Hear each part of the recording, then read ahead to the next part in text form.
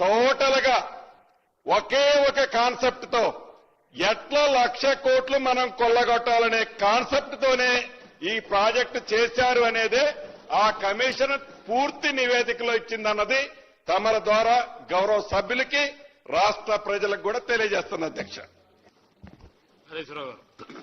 Thank you అధ్యక్ష. గౌరవనీయులు అంటే ముఖ్యమంత్రి గారికి పోయే ముందు పొంగులేటి గారికి కంప్లీట్ చేసి అటు వెళ్తా పెద్ద ఆయన కదా సార్. ఇప్పుడు సీతారామ ప్రాజెక్టు గురించి మాట్లాడినారు. మరి సీతారామ ప్రాజెక్టుకు శంకుస్థాపన చేసినప్పుడు కేసీఆర్ గారు పక్కనే ఉన్నారు కదా వారు he was very much presence in that meeting. So మాయ మాటలు మాయ కథ రోజుకొక డ్రామా చేసే స్వభావం కాదు. మీరు విజువల్స్ తీసుకోండి.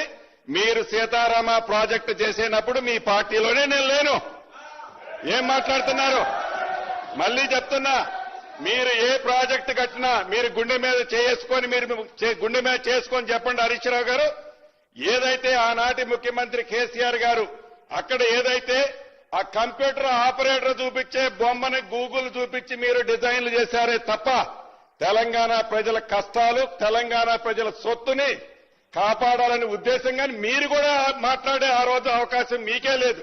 నేనాడున్న మీ పార్టీలో సీతారామ చేసేనాడు గుర్తు తెచ్చుకోండి. అపోజిషన్ లీడర్ ఉండి మీరు ఏదైతే ఖమ్మం జిల్లాలో ఫౌండేషన్ వేసేటప్పుడు రోళ్లపాడు దగ్గర నేను పార్లమెంటు సభ్యుడిగా వైఎస్ఆర్ కాంగ్రెస్ పార్టీలో ఉన్నా. గుర్తు తెచ్చుకోండి సార్. 9 ఏళ్లు బీఆర్ఎస్ పార్టీలోనే ఉన్నారు కదా. సీతారామ ప్రాజెక్టు నిర్మించేటప్పుడు ఏ రోజు కూడా మీరు వ్యతిరేకించలే కదా. ఆ రోజు కూడా వ్యతిరేకించలే. ఎనీవే అయితే బీఆర్ఎస్ లో ఉంటే ఒప్పు, కాంగ్రెస్ లో పోతే తప్పైతుందా సార్? ఎనీవే ఇప్పుడు పొంగులేటి గారిని ఒక విషయంలో ఐ అప్రిషియేట్, వారికి ధన్యవాదాలు కూడా చెప్పాలి. నేను ఒక మాట ఏమన్నారంటే 2014 కంటే ముందు మేము 5,500 ఖర్చు పెట్టాం. సరే 5,500లో మొబిలైజేషన్ అడ్వాన్స్ ఎంత అది కథ వేరే తర్వాత చెప్తారు. సరే తర్వాత ఏమన్నారంటే 6,100 బీఆర్ఎస్ పార్టీ ఖర్చు పెట్టిందని చెప్పినందుకు నేను థ్యాంక్స్ చెప్తా ఉన్నా. ఎందుకు ఈ థ్యాంక్స్ చెప్తున్నా అధ్యక్ష, దట్ షోస్ అవర్ సిన్సియారిటీ.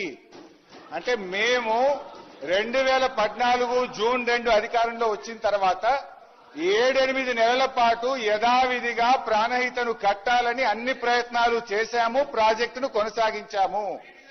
ఆ తర్వాత వరుసగా మహారాష్ట్రతో 5-6 మీటింగులు పెట్టడం, వాళ్ళు ససేమిరా అనడము, ఆ తర్వాత సిడబ్ల్యూసీ నీళ్లు లేవనడము, తమ్మిడిహట్టు దగ్గర wild life project Chaprala wild life ఉందన్న తర్వాత ఇక లాభం లేదు అని చెప్పి మేము 8 నెలల తర్వాత నిర్ణయం తీసుకున్నాం. మేము ముఖ్యమంత్రి గారు చెప్పినట్టు ప్రీ డిటర్మైండ్ లేము. అన్ని ప్రయత్నాలు చేసిన తర్వాత మహారాష్ట్ర ఒప్పుకోలేదు. ఇది ఒకటి అధ్యక్ష. అరే ఏం సార్ ఇది? మీరు తుమ్మిడిహట్టి దగ్గర గౌరవ మంత్రిగా మాజీ మంత్రి గారు ఏదైతే అంటున్నారో, తుమ్మిడిహట్టి దగ్గర 8 నెలలు ఓపిక బట్టి మేము 6,500 మీలాగా మేము అబద్దాలు పొద్దున్న లెగిస్తే చెప్పం. మీరు 6,100 కోట్లు ఖర్చు పెట్టింది అన్నది అది మీ ఇంట్లో సొమ్ము కాదు, మా ఇంట్లో సొమ్ము కాదు, అది ప్రజల సొమ్ము. మీరు ఖర్చు పెట్టిన దాన్ని బేఫికర్గా ఖర్చు పెట్టారనే చెప్తున్నాం. అది మిమ్మల్ని అప్రిషియేట్ చేశామా మీ చిత్తశుద్ధిని గురించి కాదు.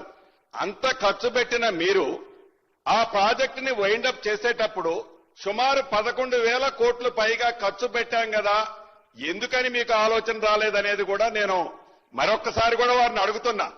అయితే మీరు తుమ్మిడిహట్టి దగ్గర కట్టడం కోసం 8 నెలలు ఆలోచించినప్పుడు మేడిగడ్డ, సుందెల్ల బ్యారేజీలు 3 అన్నారం బ్యారేజీలు 3 కట్టేటప్పుడు 1 నెల రోజులు